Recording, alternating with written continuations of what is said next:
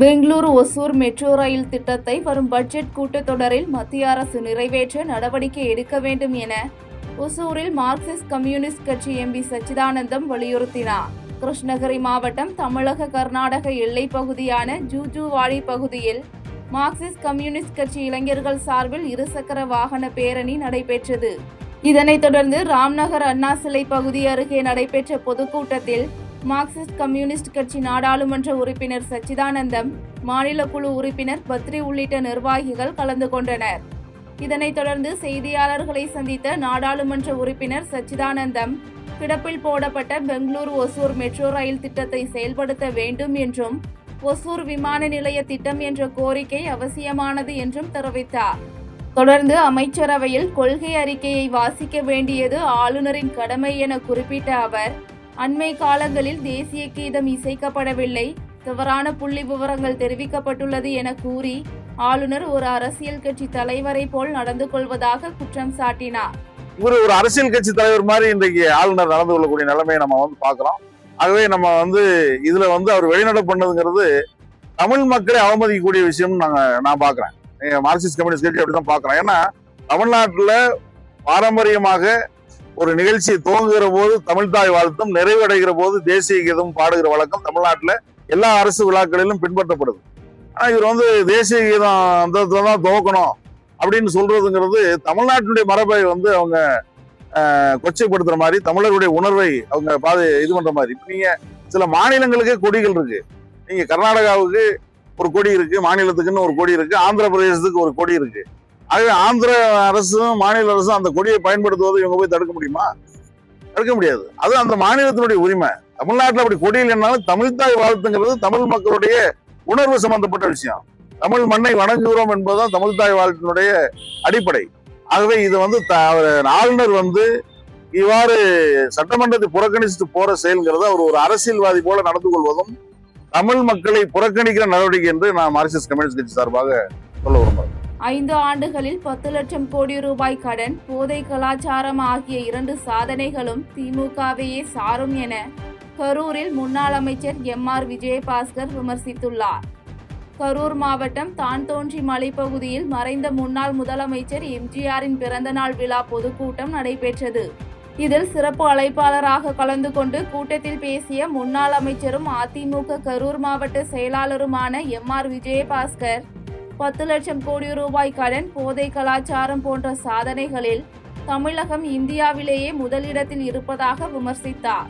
தொடர்ந்து தமிழகத்தில் இளைஞர்கள் போதைக்கு அடிமையாகி வருவதாக குற்றம் சாட்டிய அவர், எடப்பாடி பழனிசாமியின் தேர்தல் அறிக்கை காரணமாக திமுகவினருக்கு குளிர்காய்ச்சல் வந்துவிட்டதாக விமர்சித்து பேசினார்.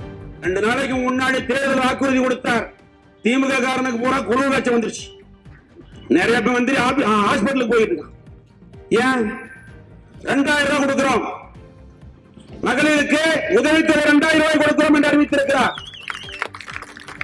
அதைத்தான் காப்பி அடிச்சாங்கிறார். போன தடவை நாங்க 1500 சொல்லி இருக்கிறோம். இந்த வீடு அறகுறையால அல்ல, காங்கிரீட் வீடு கட்டி கொடுக்கப்படும், காங்கிரீட் வீடு முழுமையாக கட்டி கொடுக்கப்படும் என்று சொல்லி இருக்கிறார்.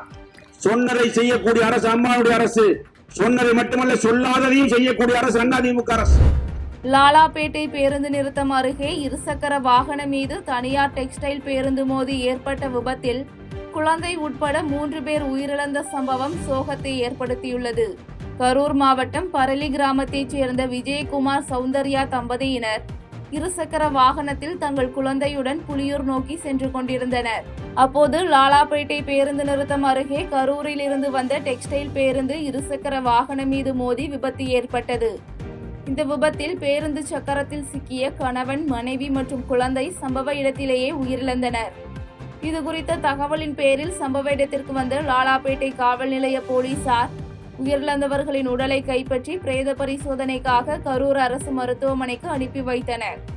இந்நிலையில் விபத்தை ஏற்படுத்திவிட்டு தப்பி சென்ற தனியார் டெக்ஸ்டைல் பேருந்து ஓட்டுநர் முருகேசன் மதுபோதையில் இருந்ததாக கூறப்படும் நிலையில் போலீசார் அவரை தீவிரமாக தேடி வருகின்றனர். மணலூர்பேட்டை தீர்த்தவாரி திருவிழாவின் போது பலூனில் நிரப்பப்பட்ட கேஸ் சிலிண்டர் வெடித்ததில் உயிரிழந்தவர்களின் குடும்பத்தினருக்கு மாவட்ட ஆட்சியர் தர்பகராஜ் 3 லட்சம் ரூபாய்க்கான முதலமைச்சர் பொது நிவாரண நிதியின் காசோலை வழங்கினார். கள்ளக்குறிச்சி மாவட்டம் மணலூர்பேட்டை கிராமத்தில் நடைபெற்ற தீர்த்தவாரி திருவிழாவின் போது பலூனில் நிரப்பப்படும் கேஸ் சிலிண்டர் வெடித்ததில் இனாம் காரியந்தல் கிராமத்தைச் சேர்ந்த கலா உட்பட 3 பேர் உயிரிழந்தனர். இந்த விபத்தில் உயிரிழந்தவர்களின் குடும்பத்தினருக்கும் அவரது உறவினர்களுக்கும் முதலமைச்சர் மு.க. ஸ்டாலின் ஆழ்ந்த இரங்கலையும் ஆறுதலையும் தெரிவித்த நிலையில் உயிரிழந்தவர்களின் குடும்பத்தினருக்கு பொது நிவாரண நிதி வழங்க உத்தரவிட்டார்.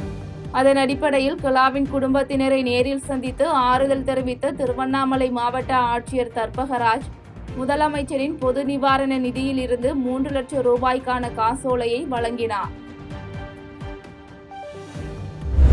விருதுநகர் அருகே மேம்பாலம் தடுப்பில் மினி சரக்கு வாகன வேன் மோதி ஏற்பட்ட விபத்தில் உயிரிழந்தவர்களின் எண்ணிக்கை 4ஆக உயர்ந்துள்ளது. விருதுநகர் மாவட்டம் RR நகர் 4 வழி சாலையில் வந்த மினி வேன் ஓட்டுநரின் கவனக்குறைவு காரணமாக மேம்பாலத்தின் தடுப்பு சுவரில் மோதி விபத்து ஏற்பட்டது. இந்த விபத்தில் கலையரசி, நாமக்கனி, வெங்கடராமமூர்த்தி என 3 பேர் உயிரிழந்த நிலையில் மதுரை அரசு மருத்துவக் கல்லூரி மருத்துவமனையில் சிகிச்சை பெற்று வந்த கவிதா என்பவரும் சிகிச்சை பலனின்றி உயிரிழந்தார். மேலும் விபத்தில் காயமடைந்த 6 பேர் விருதுநகர் அரசு மருத்துவக் கல்லூரி மருத்துவமனையிலும் ஒருவர் மட்டும் மதுரை அரசு மருத்துவமனையிலும் சிகிச்சை பெற்று வருகின்றனர்.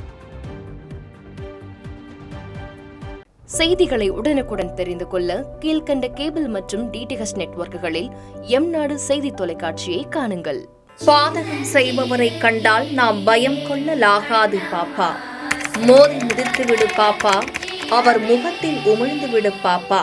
அண்மை செய்திகளை உடனுக்குடன் தெரிந்து கொள்ள இணைந்திருங்கள் எம்நாடு தொலைக்காட்சியுடன்.